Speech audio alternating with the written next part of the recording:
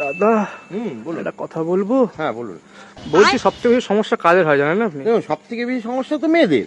কি সমস্যা মেয়েদের আবার? দেখুন, মেয়েরা যখন বিয়ে করে ভালো শাশুড়ি পায় না। আচ্ছা। নিজেরা যখন শাশুড়ি হয় তখন ভালো বৌমা পায় না। ননদ হলে ভালো বৌদি পায় না। বৌদি হলে ভালো ননদ পায় না। সব যখন খারাপ তাহলে পর তো ভালো পায়। ওরা তো আরো সমস্যা। কি সমস্যাটা তো আবার? শুনেছেন কোন মেয়েদের ভালো বর হতে পেয়েছে তারা ভালো বর? না, আমার মা প্রতিদিন গাল দেয় বাবা।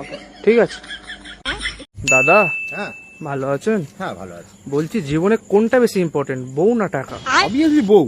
বা প্রচুর ভালোবাসেন নাকি? দেখুন, ভালোবাসা কিছুই নয়। তাহলে দেখুন, আমার কাছে যদি টাকা না থাকে হ্যাঁ। আমি পাশের বাড়ি থেকে টাকা ধার নিয়ে বলবো দুদিন পরে দিচ্ছি। হ্যাঁ। কিন্তু আমার কাছে যদি বউ না থাকে, পাশের বাড়ি থেকে যদি আমি বলি যে আপনার বউটাকে কদিনের জন্য ধার দেন, আমি পরে শোধ করে দেবো, দেবে কি আমার?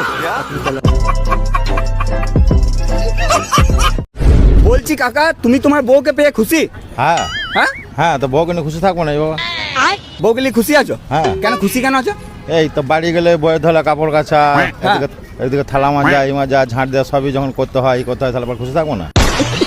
ও মানে বাড়ি গেলে তোমাকে বাসন মাজাই, তারপরে কাপড় কাচাই, হ্যাঁ ওই জন্য খুশি আছো বউকে নিয়ে? হ্যাঁ মানে তোমার তো ওটা টর্চার করে, তাও তুমি খুশি? হ্যাঁ মানে বউ আছে মানে তুমি খুশি নাকি? হ্যাঁ